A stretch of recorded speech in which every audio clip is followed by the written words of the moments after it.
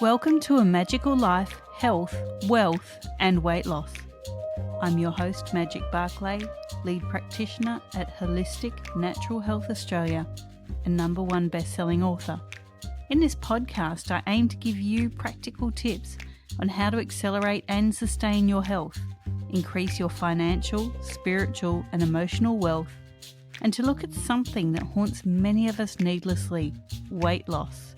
Now, sit back and enjoy, because it is time for you to create and truly discover a magical life. Welcome back to A Magical Life. I'm your host, Magic Barclay, and today I'm joined by Chad Peevey. Chad is an author and teacher. He grew up in an emotionally and physically abusive family in rural Arkansas and spent years learning to overcome the trauma, depression, and anxiety that followed him into adulthood. After earning a master's degree from the University of Texas at Austin, Chad founded several businesses and non-profits. Among these are the Austin Pride Foundation, as well as the in-house marketing agency for the world's largest real estate office and an online training company, and, with his husband, the PS Foundation for the Arts. Following his passion for personal development, Chad has created a system for supplanting damaging beliefs with healthy mindsets, and now offers guidance and support to all who want to find the same freedom. Welcome, Chad. Hi, Magic. How are you? Good to be with you. So good to have you here.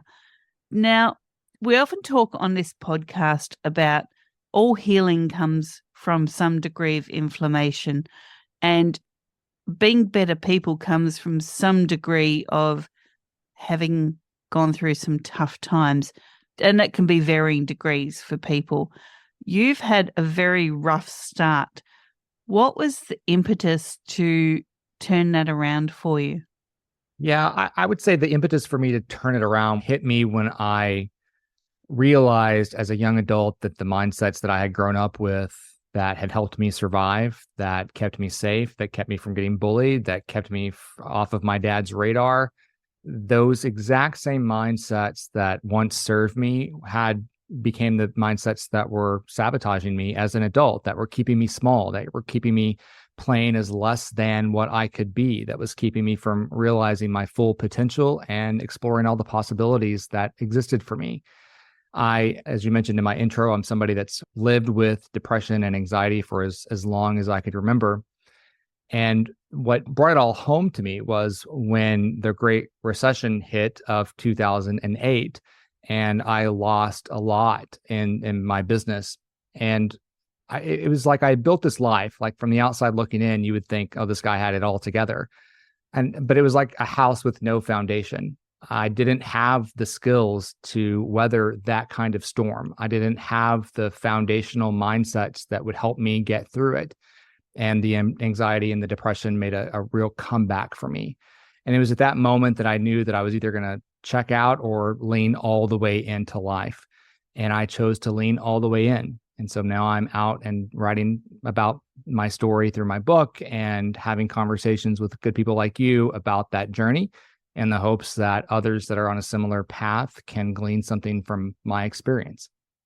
Great. Now, I ask all of my guests the same 3 questions. Everyone gives me terrifically different answers, so here they come. Okay. Sure. What can your expertise do to accelerate health, not just physical health, but also emotional and spiritual health? I would say that my expertise can help someone have a structured way of thinking about their personal development. It is a way of creating frameworks and mindset models to help a person break free from the inherited mindsets that are holding them back, so that we can truly create the life that we want for ourselves, for the people that we care about, and the causes that are important to us. And we talk about wealth here. People think that's just financial, but it can also be personal and emotional wealth. So what are your top 3 tips to creating wealth? Well, I love that you don't limit the definition of wealth to just being money. I am so rich in life lessons. I am also rich in love from the people around me. The three tips that I would recommend for creating personal, financial, or emotional wealth would be number one, to create distinctions, specifically defining what is going on in your life and having a true accounting of what's happening in your life so that you can expand what you want more of and eliminate what you want less of. So being really clear about what that wealth is for you, and what we know that what we focus on expands. And so how can we identify what those things are and expand them? I would say the second tip I would have would be opening yourself up to being helped. I think that's something the only regret in my personal development journey is that I didn't get more help along the way, that I didn't reach out to more coaches, more therapists, more mentors, more guides, more people that have walked this walk ahead of me, and allowing myself to be open to asking for and receiving help from others. And the third thing that I would say, the third tip for creating wealth would be to allow your past to be your fuel, not your excuse. Not allowing what was yesterday to determine what will be tomorrow.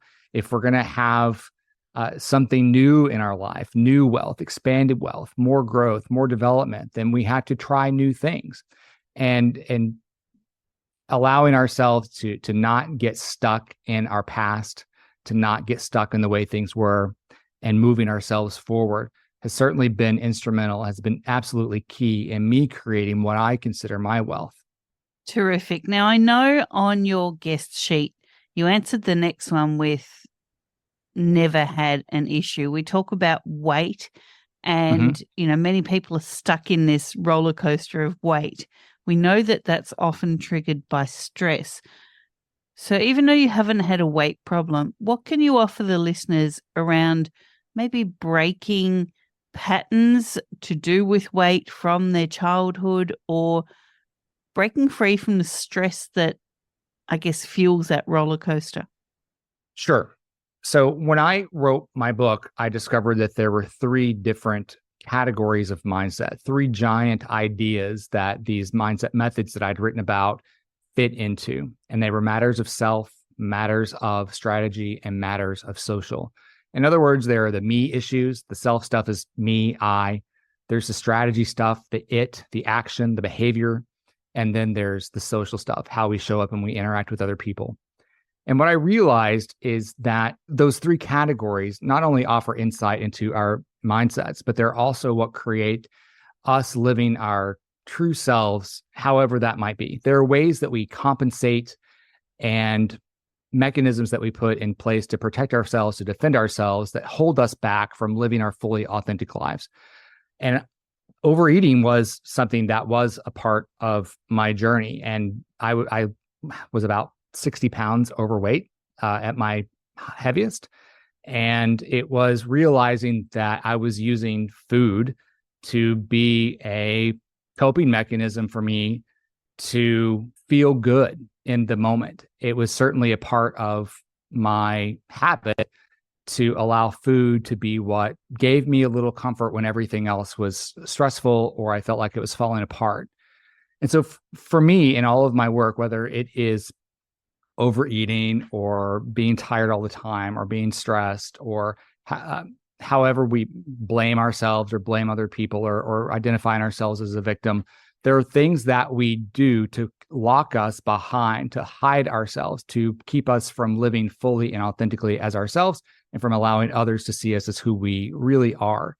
And so that has been something that's been really important to me. It's just understanding that by overeating or by avoiding doing what's good for me, that I am blocking myself from living my greatest potential, that I am not dealing with the issues at hand in a healthy way.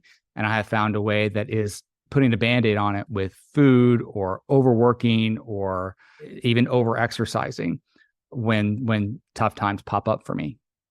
Terrific. Now let's get to what you do for people now. So can you explain what it is that you do and what resources you have to help people? Sure. So now I am writing. So I have the book that's out. I have the course that is out, the online course, and I do coaching, one-on-one coaching, and I do a lot of speaking with corporate employee resource groups.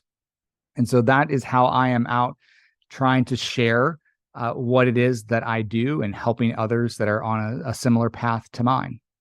And the resources that I have so many resources on my website, including a free copy of my book. I share I call it my library, which is basically this digital bookshelf of everything that is in my library that I found helpful. I write a blog, I put out a weekly newsletter, all of these things for free in hopes of giving folks some help, advice, guidance along their journey. Tell us about your book. Tell us about what we can expect, where that came from, and what you hope people gain from reading it. Sure. The book came about as a result of not being happy in the business that I had created before the book came along.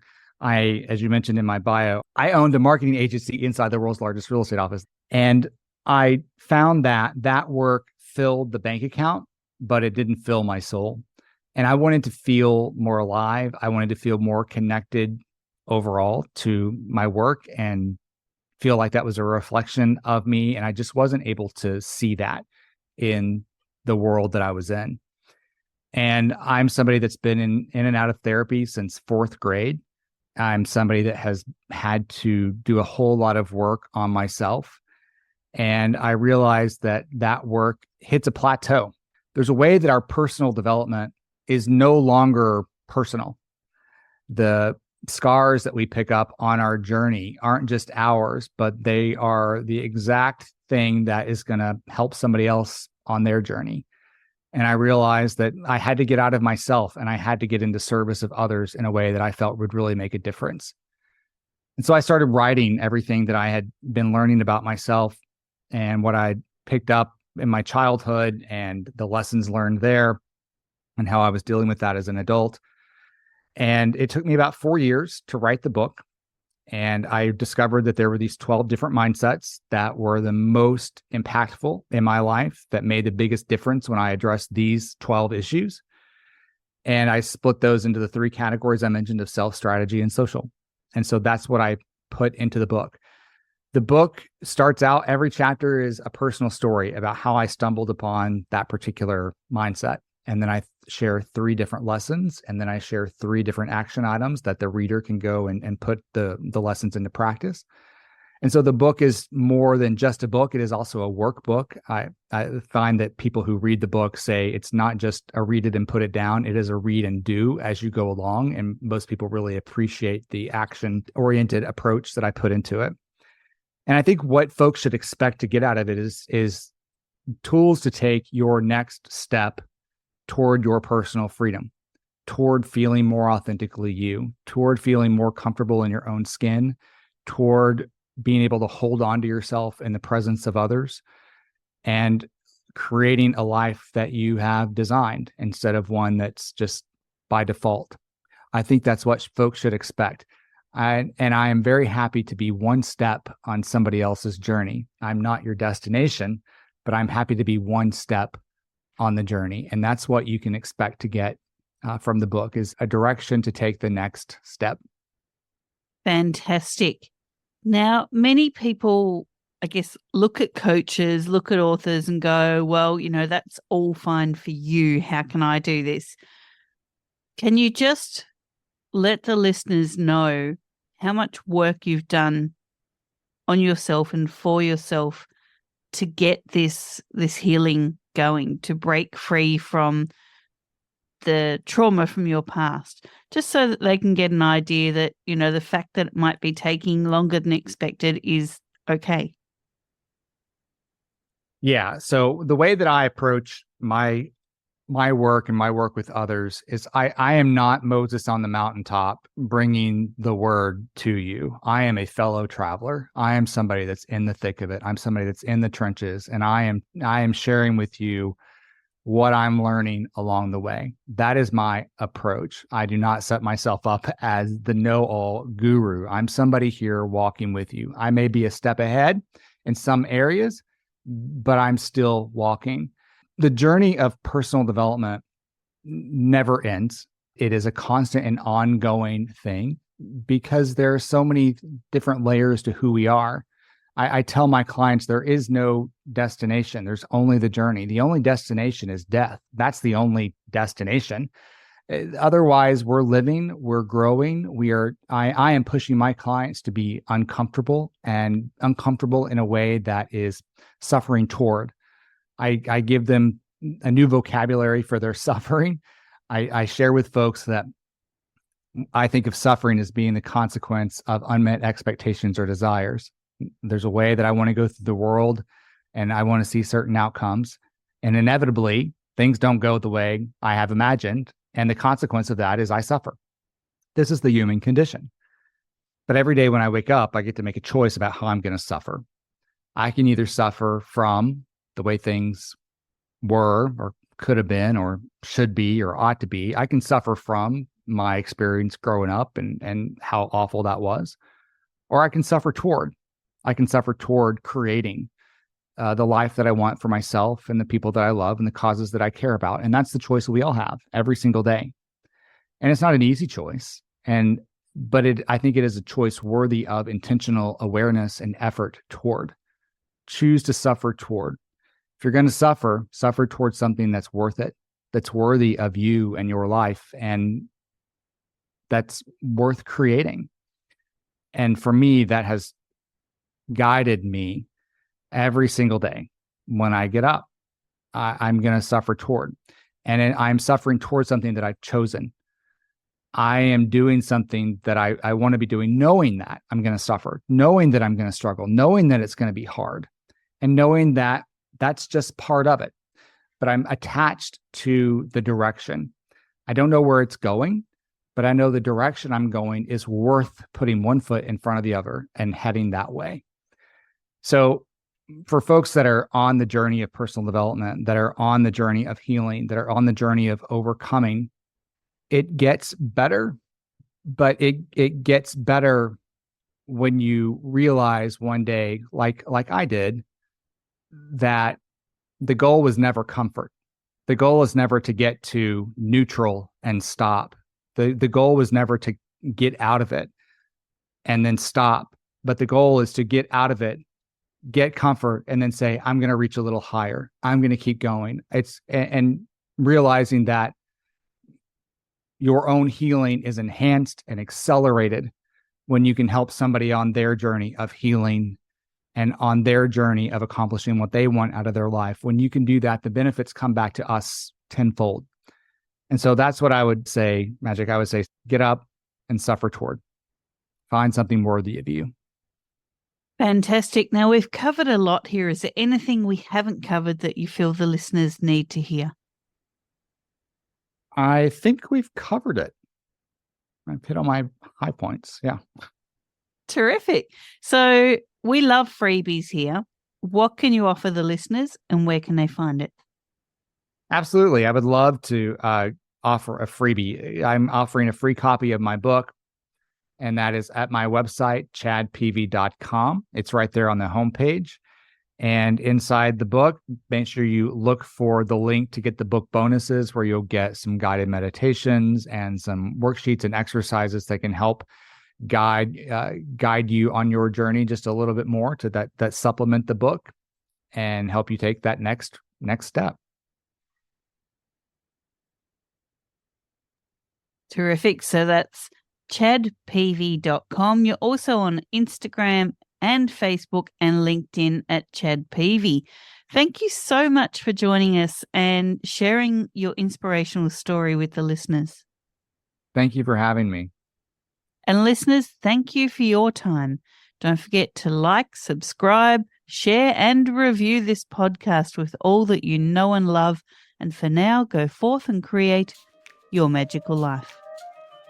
Thanks for listening today. Please subscribe to hear future episodes, leave a review, and share this podcast. Drop us a line at A Magical Life Podcast on Facebook and let me know what you would like to know more about.